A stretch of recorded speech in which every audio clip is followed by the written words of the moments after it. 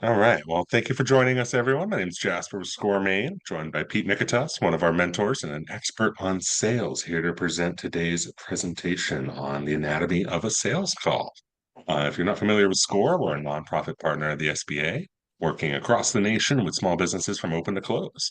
And I do want to thank today's sponsor just real quickly. I believe it is our friends at the Maine Technology Institute, but I will double check. And it is indeed our friends at the Maine Technology Institute, one of our favorite sponsors. They're great to work with. Either way, if you have questions, feel free to queue them up in the chat. I'll keep my eyes on them, or you can come off a mute and butt in really as we see fit.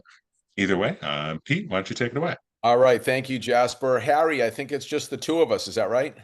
We do have Lindsay in now. Thanks for joining us. Lindsay's in. Okay, great. So let's go. Uh, for anyone who is on the call, go to the chat feature and type in the first or second word that comes to one or two words that comes to mind when you hear the word salesman. This is easier to do when we're in person, but I'm just curious to hear. You hear the word salesman, what's the first thing that pops in your mind? No players. Okay. Money. Okay. Anything else, Harry? Lindsay, anything? Okay, that's fine. And thanks for that, Harry. That if you do it right, I guess there's money involved.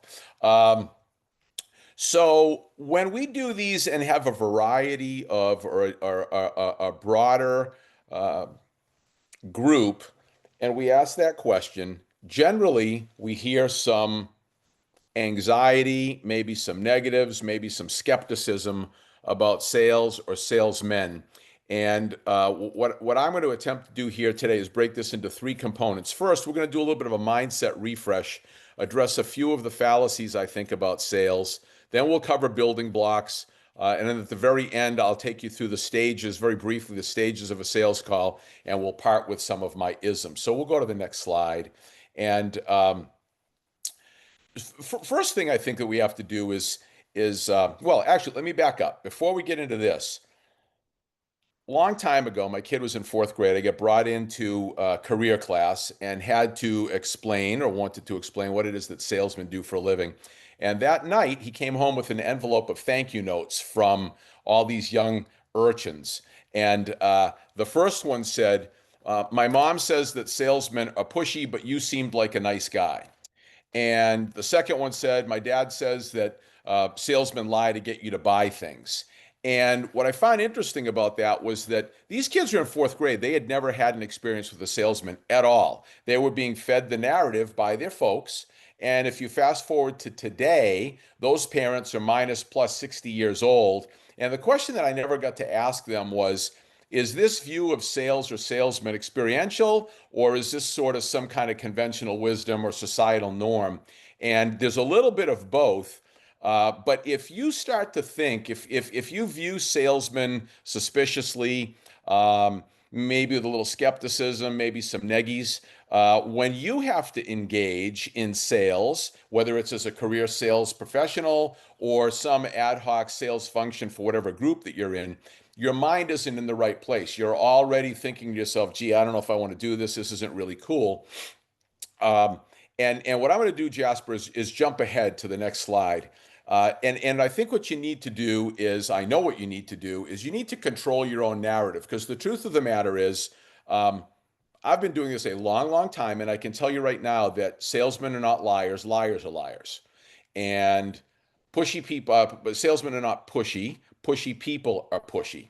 And if you've had an experience with a salesperson who was either pushy or too aggressive or lied, which happens, I would submit that you weren't dealing with a professional, you were dealing with a journeyman. And that's the way I'd like you to view today's presentation. Each of the building blocks, each of the stages of going through a sales call, you get to make a decision whether or not your behavior is going to be journeyman behavior or you're going to behave professionally. And it begins with a quote from Henry Ford, which you see on the next slide, where Ford, one of his famous quotes is, "Nothing happens until someone sells something." He knew I mean, the car had already been invented, or the internal combustion engine had been invented, but he wanted to scale in an epic fashion.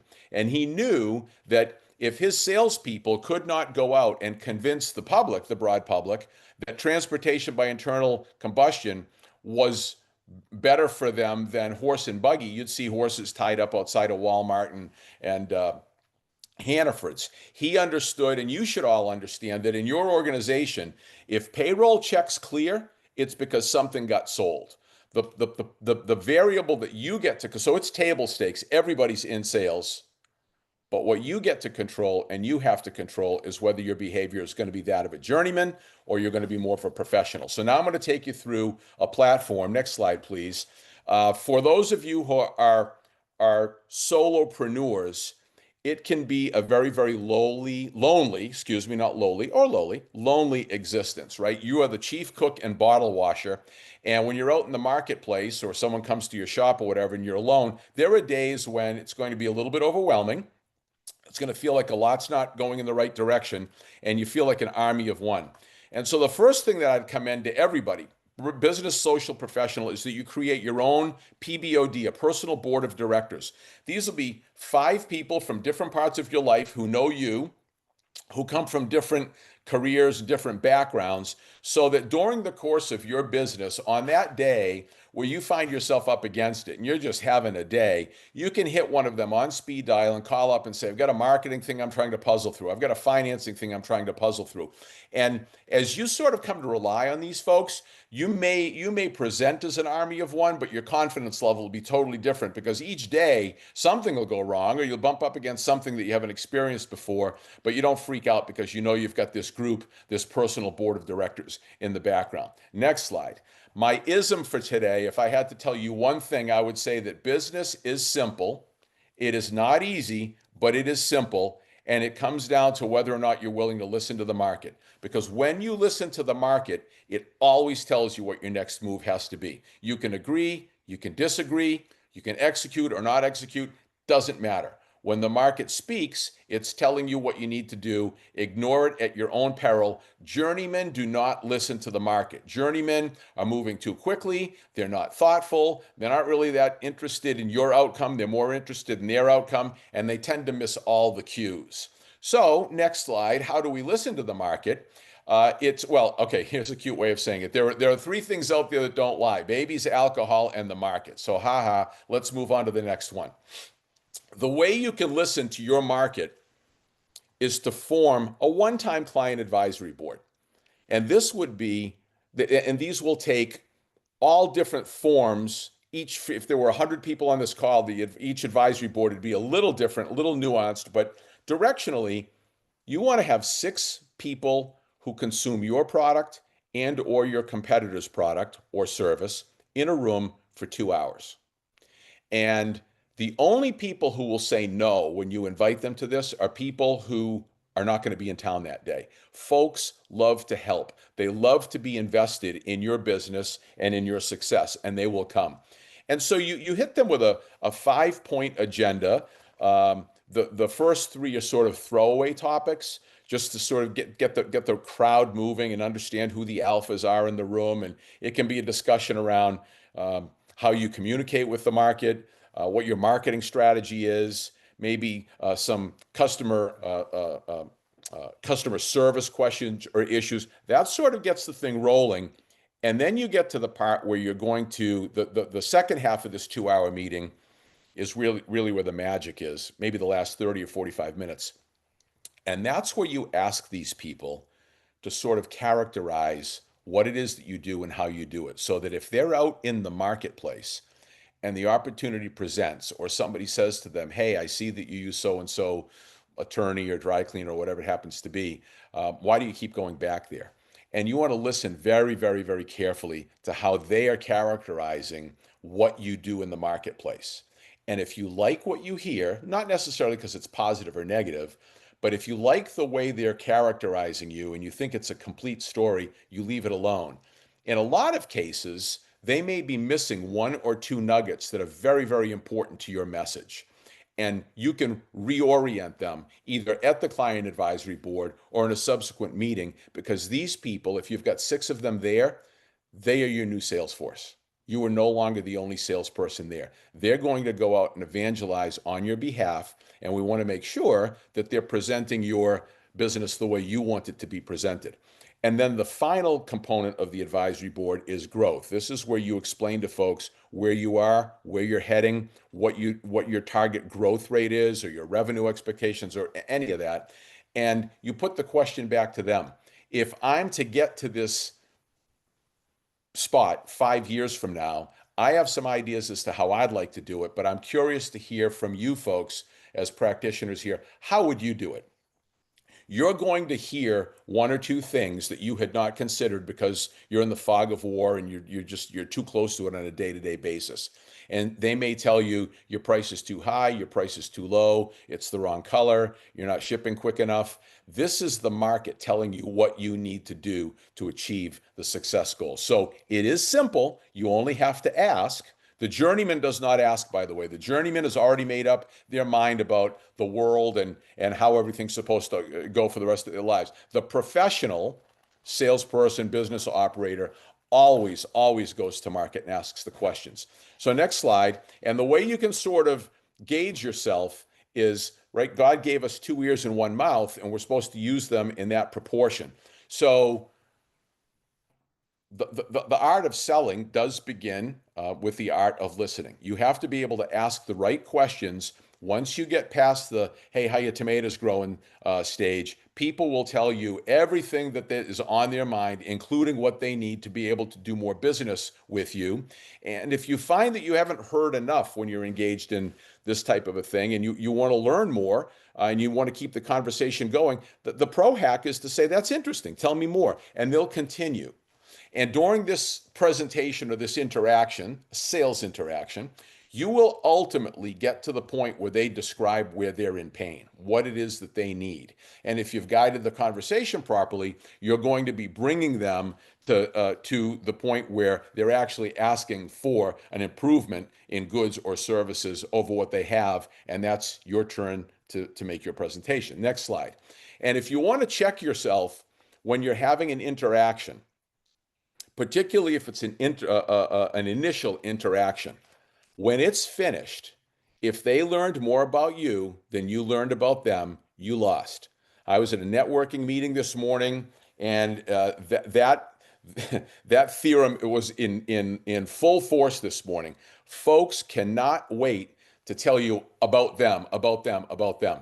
If you're doing that in an interaction where you hope to, in this case, sell something, they've given you the time. They've given you the 30 minutes or the 45 minutes or whatever it happens to be. And if you choose to spend that time talking about the weather and the sports score, I can tell you that they'll politely walk you to the door of the elevator, and that'll be the last time you get in. Your job is to learn more about them than the other way around. Okay, next slide. That's a great ism.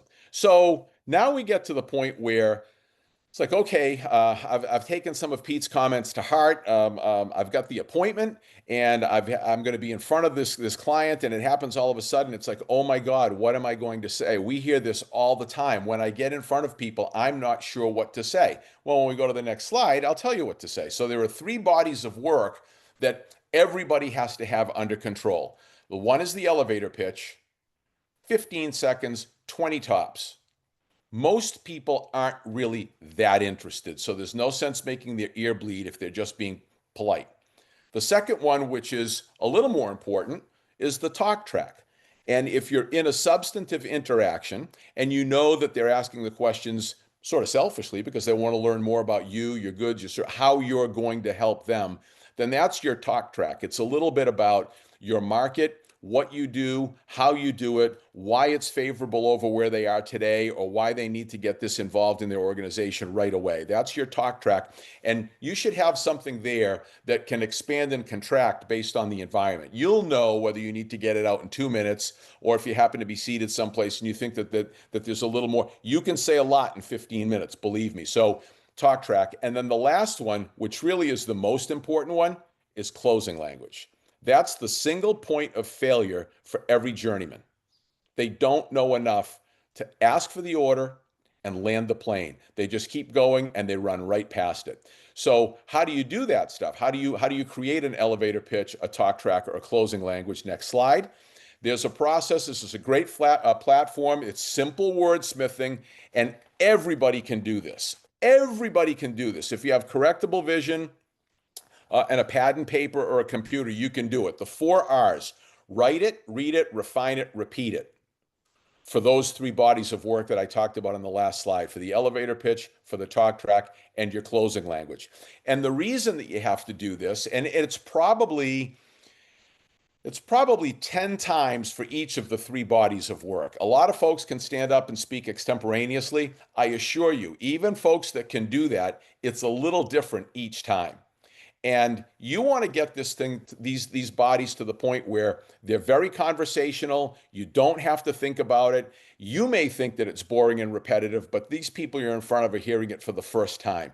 It's just exhausting to have to come up with a new elevator pitch and a new talk track and new closing language every single interaction. So I'd highly recommend doing the work up front, figuring it out. You do it in front of your mirror. You, you do it in front of your computer, video, a Loom or YouTube of yourself, whatever you have to do.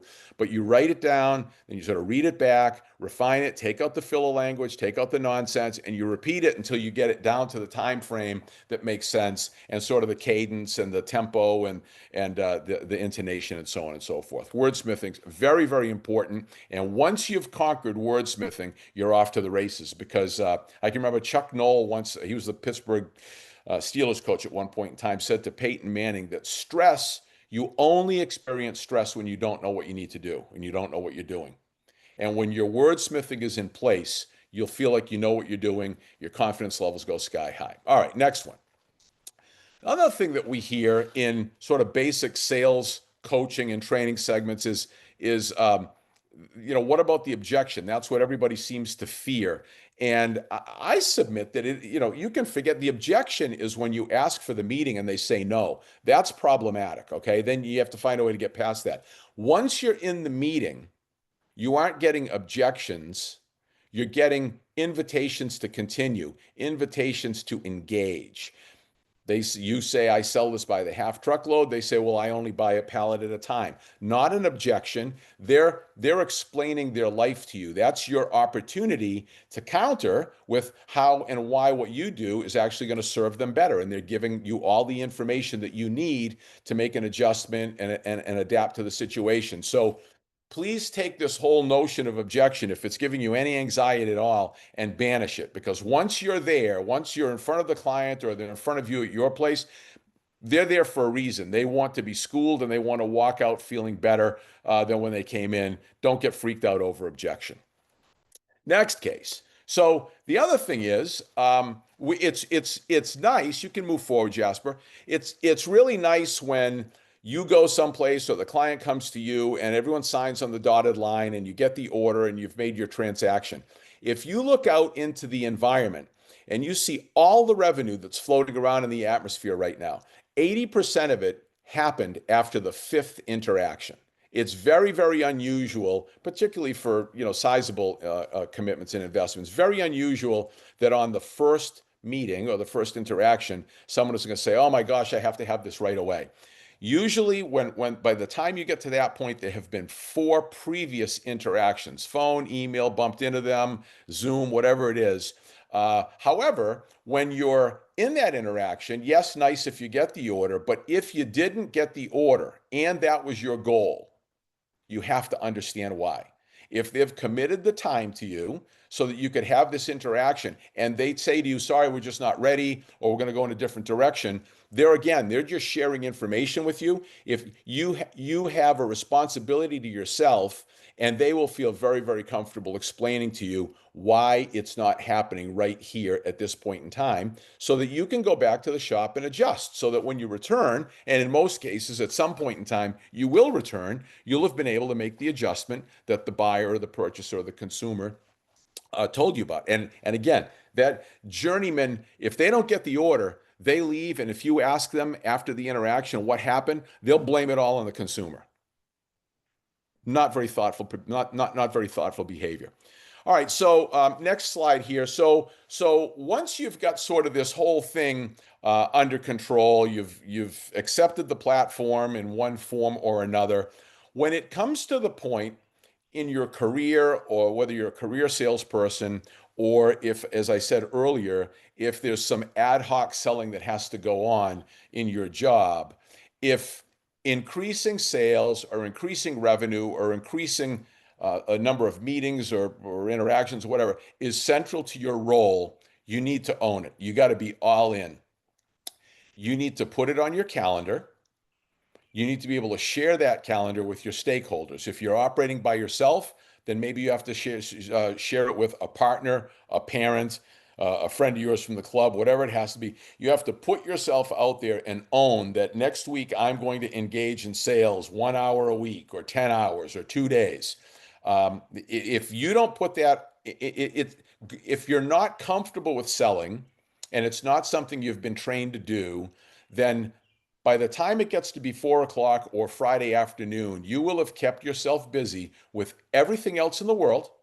And you will have said, oh gosh, I'll do it next week. I didn't have a chance to get to it today. It's the easiest thing to suppress and push down the list if it doesn't come naturally or you're not comfortable with it. So you sort of have to own it and you have to share it so people can, quote unquote, keep you accountable for it.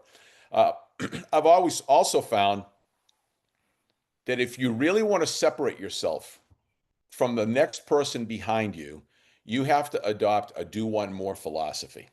And if the world makes one sales call a day, then you need to make two. If they make 10 calls a week, you make 11, and you won't notice a difference. And the Journeyman doesn't do this, by the way. The Journeyman does the bare minimum to get by every time. So I think Kobe was famous for this. Nobody worked harder than that man.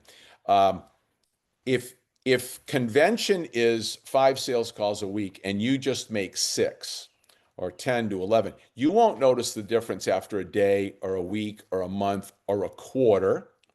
You'll notice something a little bit different at the 6 month mark, but at the 12-month mark, you will be moving forward at a pace exponentially that your next competitor will never be able to catch you on. You'll be that far ahead. And it's not easy to do, by the way, because it's 5 o'clock and you want to go home, but you find a way to do one more and just kind of suck it up. I promise you, it starts to feel a little differently at 6 months. A year down the line, you'll be so far out in front of everybody, no one will be able to catch you. So that's sort of the platform. Jasper, let's move ahead. Anatomy of a sales call. So, all right, there was another slide in there. We're going to leave it alone. So the anatomy of the sales call or an interaction is you sort of begin in your mindset. You begin with the end in mind. What is a successful outcome for you in this interaction? Might be to sell something. It may be to sell the second meeting, which in a lot of cases, that's really what you're doing. You're trying to establish a relationship that has some legs. So you have to be very, very clear with yourself about what your end goal is for this interaction.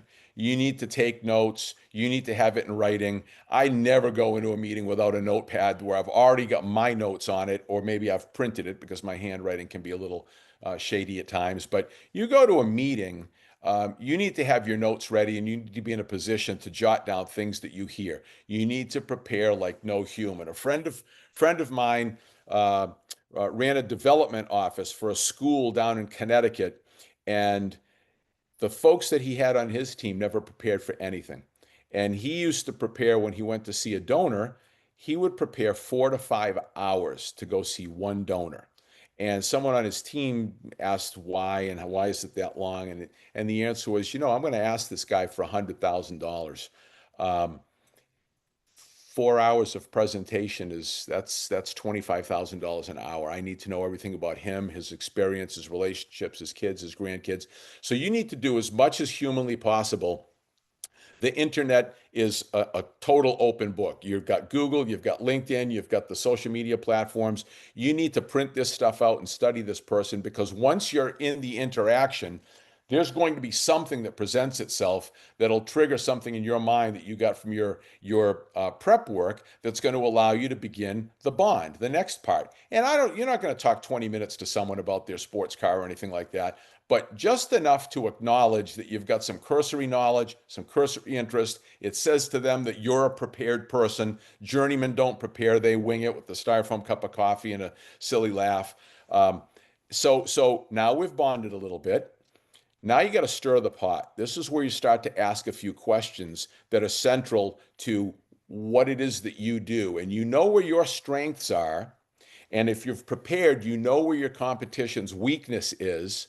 And you're going to ask a few questions about their current situation so that they'll highlight what they like and, most importantly, what they don't like. That's stirring the pot. The problems tend to surface. Your chance to present what it is that you do that stops the pain for them. Stop talking. The journeyman talks themselves into the order. They talk themselves right out of the order. Once they have highlighted the pain and you've presented the solution, now it's time to land the plane. Just want to make sure I heard this right. You're using XYZ. Some of it works. They're constantly late on their deliveries. That's costing you a lot of money. We ship 99% complete within 24 hours. You seem to indicate that that would be helpful. When would be a good time for you to try us out for just one order? That's landing the plane. Journeymen can't land the plane. They never know when to stop. Land the plane. Next slide. So I'll end with some of my isms, and this is sort of the result of 40 years of prattling around markets. These are some observations that I've made. We should review and work our goals daily.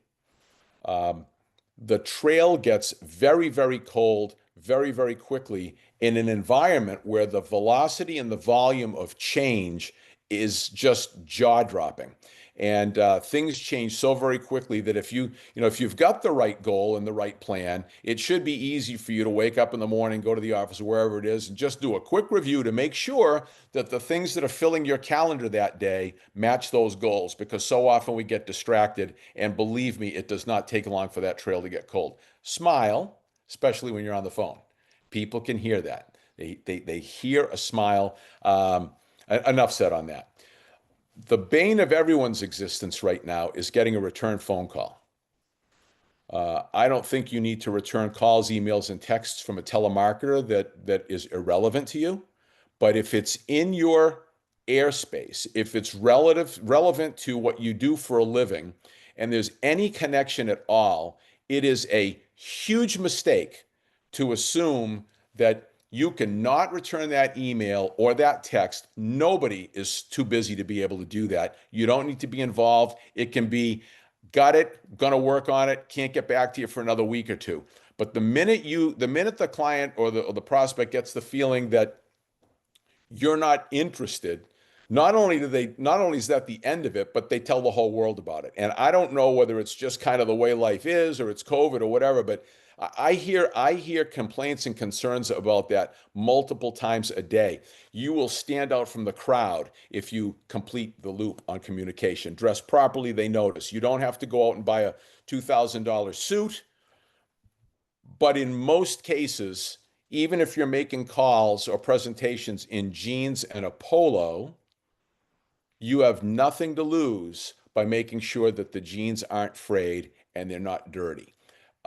You'll never be criticized for that. And I know that there's fashion involved here, but you'll never be criticized for that. You never know how the other person is going to interpret something that may be a little too casual for them. And the thought process is they came all the way over here to talk to me about what it is they do, and there's a little bit of a jelly stain on his shirt. And if he can't take care of his shirt, how is he going to take care of my competitor?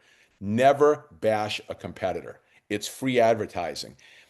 Go to the end of the earth to not use the competitor's name.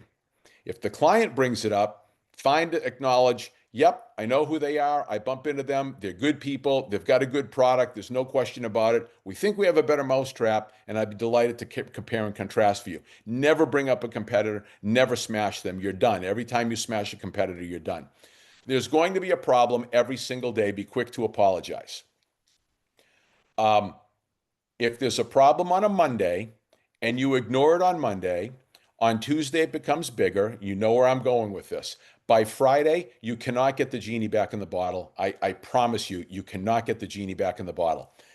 The quicker you acknowledge the problem, the quicker the client has to say, okay, fine, I'm ticked off, but we're going to get by it.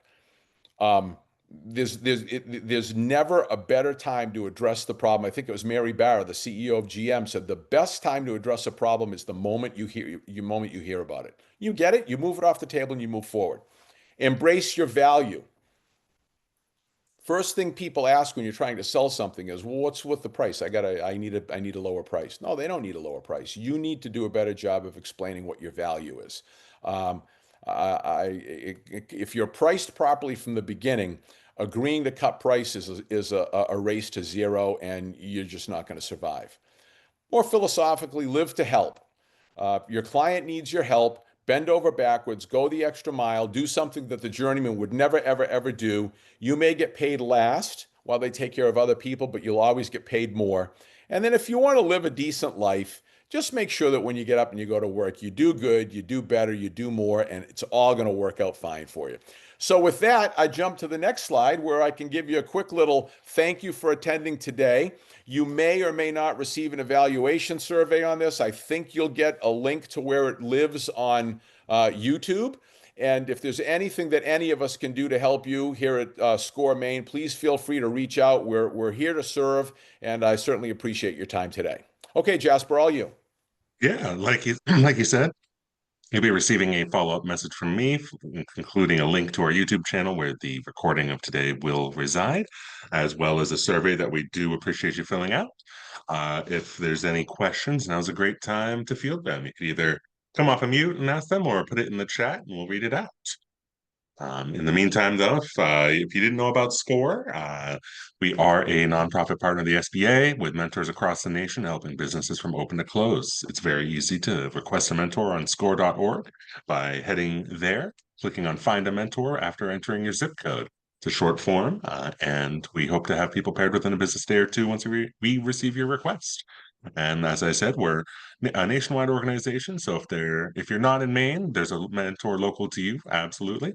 Or if you are in Maine and you have a question that isn't addressable here in Maine, such as I feel like e-commerce is one that we unfortunately are lacking a little bit in, but there's many very well educated mentors across the entire nation that are open and willing to help. And yeah, are there any questions? Well, I suppose we can let everyone out early, give people back a few minutes of their time today. But I really do want to thank Pete for presenting today. Sales are an important part of any business that sells a product. I mean, it's in the name there. You're selling a product. So, we couldn't do it without you, and we really appreciate the info, Pete. Great to be with And you. My personal best to everybody. yeah, of course. Well, I hope everyone has a great rest of your day, and do feel free to reach out if you're looking for a mentor or have any questions. Have a great rest of your day. Thank you, Jasper.